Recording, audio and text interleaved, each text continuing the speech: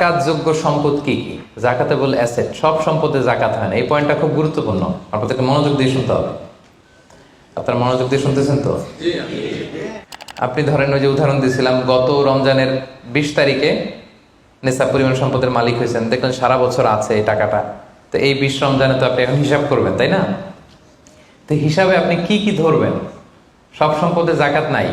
আপনার বাসার যে ফার্নিচার, এটা হিসাব করা লাগবে না।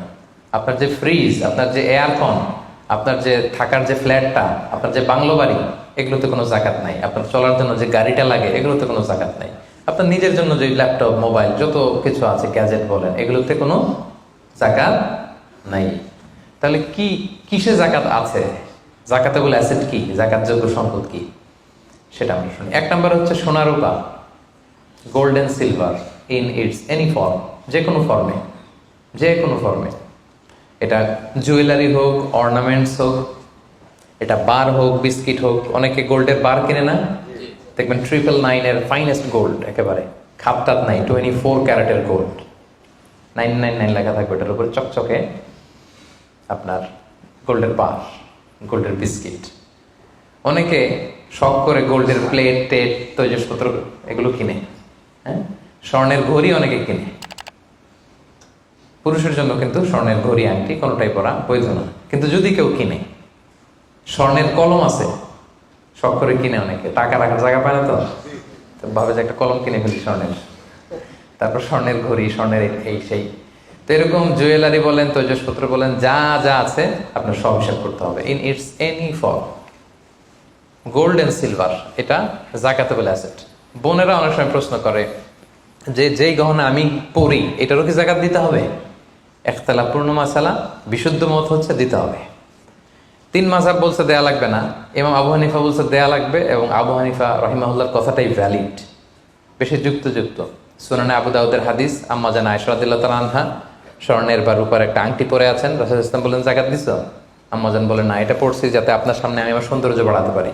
রাসূল ইসলাম বললেন, হাসবুকি মিনান নার, জাহান্নামে ঢুকাতে এটাই যথেষ্ট। সাথে সাথে জাকাত দিয়ে দিলেন আম্মা জান আয়েশা। তো আম্মা জান আয়েশা তো এটা পরিহিতা ছিলেন, কি বলেন। আরেক নারী আসলেন তার মেয়েকে নিয়ে, হাতে 2টা স্বর্ণের চুড়ি। রাসূল বলেন, জাকাত দিছো? দেই নাই। বলতেছে, তুমি কি পছন্দ করো যে এই 2টা চুড়ির পরিবর্তে আগুনের 2টা চুড়ি জাহান্নামে পরানো হবে? ওই মহিলা ভয়ে তাড়াতাড়ি খুলে দিচ্ছে, ইয়া রাসূলুল্লাহ নেন, পুরোটাই দিয়ে দিলাম। তো এই হাতের বালাও কিন্তু ওই মেয়ে হাতে পড়া ছিল, তাই না?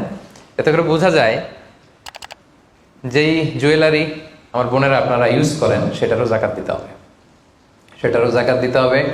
আপনার সিন্ধুকে থাক, গলায় থাক, আপনি সব কাউন্ট করে জাকাত দিবেন। তবে আপনি বিক্রয় মূল্য হিসাব করবেন, কারণ আপনি 1 লক্ষ টাকা দিয়ে একটা নেকলেস কিনছেন, বেচতে গেলে কি 1 লক্ষ পাবেন? কথা বোঝেন নাই? পাবেন? এটার সাথে খাদ আছে, এটার মেকিং চার্জ আছে, জুয়েলারি দোকানেরও একটা মেকিং চার্জ রাখে। তো আপনি যখন আপনার নেকলেসটা বিক্রি করতে যাবেন, ওরা 20% কাট করে দিবে। 1 লক্ষ টাকার নেকলেস আপনি দোকানে বেচতে গেলে কত টাকা পাবেন? 80,000টা হিসাব করবেন, বিক্রয় মূল্য ধরতে হতো। তো তাহলে সম্মানিত ভাই এবং বোনেরা, zakatable asset 1 number gold and silver. 2 number হচ্ছে ক্যাশ। ধরেন আজকে আমি আমার জাকাত হিসাব করতে বসছি, তো আমি দেখতেছি যে আমার স্বর্ণ টর্ণ কি আছে না আছে, আমি হিসাব করতেছি। স্বর্ণের পালা গেল, এবার আমি হিসাব করবো আমার ক্যাশ কোথায় আছে, পকেটে কত, ওয়ালেটে কত, ড্রয়ারে কত, ব্যাংকে কত, কারেন্ট অ্যাকাউন্টে কত, ফিক্সড অ্যাকাউন্টে কত, সেভিংস অ্যাকাউন্টে কত, যত জায়গায় আপনার যত ক্যাশ ফর্মে টাকা আছে, এটা আপনি হিসেব করবেন। এগুলো জাকাতেবল অ্যাসেট। আরো কিছু সম্পদ আছে, এগুলো ক্যাশ না, তবে ইজিলি লিকুইডেট করা যায়, চাইলে টাকা বের করে আনা যায়। যেমন প্রাইস বন্ড অনেকে কিনে রাখে না, আমাদের ডাক বিভাগের সঞ্চয়পত্র আছে না, এগুলো ফিক্সড ডিপোজিট, অনেকে ইন্স্যুরেন্স করে, লাইফ ইন্স্যুরেন্স। এগুলো চাইলে আপনি টাকা বানাতে পারেন। তো এটা অনেকে বলে, হুজুর এটা তো ম্যাচিউরড হয় না, কিভাবে করব? এটা ব্যাংকে আপনি নক দিলে ওরা স্টেটমেন্ট দিবে যে আজকে এই ডিপোজিটটা ভাঙালে কত পাবেন, একটা স্থিতি দেখাবে। এটা আজকের স্টেটমেন্ট, ওই স্টেটমেন্ট আপনি বের করে নিয়ে আসবেন যে আজকে 20 রমজানে যদি আমি এটা ভাঙ্গাই তো আমি পাবো এত, তাহলে এটার মালিক আপনি, এটা আপনি যোগ দিবেন। তাহলে বুঝতে পারছেন? এটা এগুলো জাকাতেবল অ্যাসেট। আচ্ছা, গেল। এরপরে ব্যবসার সম্পদ, উরুদ তিজারা, যত ব্যবসার সম্পদ আছে এটা কিন্তু আপনি জাকাতে হিসাব করবেন। উদাহরণ দিই, একজন বিস্কিট ফ্যাক্টরির মালিক, উনি বিস্কিট বিক্রি করে। তো আজকে আমি যে জাকাতে হিসাব করতে বসছি, আমি আমার কোম্পানিতে ফোন দিয়ে আজকে কত cartoon biscuit ready to sell, কত কার্টুন, ধরেন 50,000 পিস, তো এটার দাম কত, বিক্রয় মূল্য আমি যোগ দেব। তারপরে বিস্কিট বানাতে যে র মেটেরিয়াল, হ্যাঁ, গম লাগে, সুগার লাগে, ইত্যাদি ইত্যাদি যা লাগে, এগুলোর যে প্রাইস, এটা আমি, জি, এটাও আমি যোগ দেব।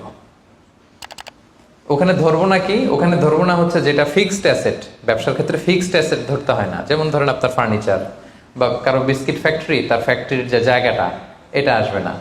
মেশিনারি, যে মেশিনে করে বিস্কিট বানায়, ওইটা আসবে না।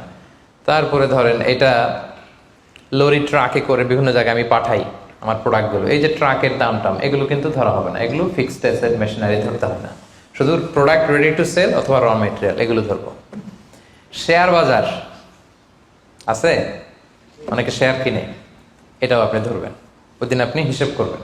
শেয়ার দুই ধরনের, একটা আছে আপনার প্রাইমারি, একটা নেট ভ্যালুয়েশন করা হয়, পরে এটা একটু দাম বাড়লে অনেকে দেখবেন যে সারাদিন দেখতে থাকে দাম বাড়লো না কমলো, সেকেন্ডারি মার্কেটে এটা সেল করে দেয়, আছে না?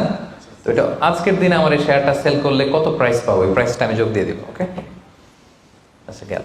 আরেকটা আছে কোম্পানির শেয়ার কিনে অনেকে, ধরেন বিশাল বড়, বাংলাদেশে বড় কোম্পানি বেক্সিমকো কোম্পানি, তারপর ওই কোম্পানি, এটার আপনি শেয়ার কিনবেন, লং টার্ম ইনভেস্টমেন্ট শেয়ার থাকে, ওইটা কিভাবে ধরবেন? ওইখানে কোম্পানির অ্যাকাউন্টসে আপনি নক দিলে জাকাতেবল অ্যাসেট কত আছে এটা ওরা বলে দিবে। বড় কোম্পানিগুলোতে ম্যাক্সিমাম 40% জাকাতেবল অ্যাসেট থাকে। এই যে লিস্টগুলো আপনাকে শোনালাম, এগুলো হচ্ছে জাকাতযোগ্য সম্পদ। আপনার এগুলোর উপর জাকাত আসে। আজকে 20 রমজান, আমার 1 বছর হয়েছে, এগুলো সবগুলো আমি যোগ দিব। তাহলে জাকাতযোগ্য সম্পদ কি, মোটামুটি একটা ধারণা পেয়েছি না? Be a part of our vision. Do listen and share the khair.